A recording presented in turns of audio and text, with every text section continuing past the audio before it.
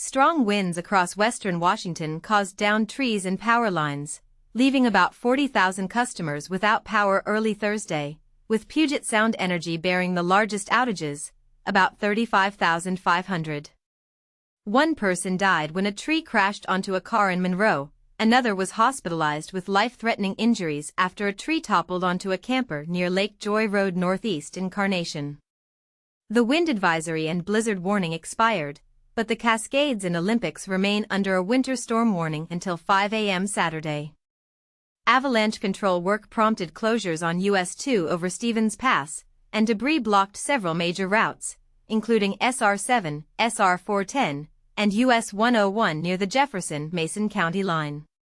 Power outages were also reported by Tanner Electric Cooperative, 4000, Snohomish County PUD, 200, and Seattle City Light, 600.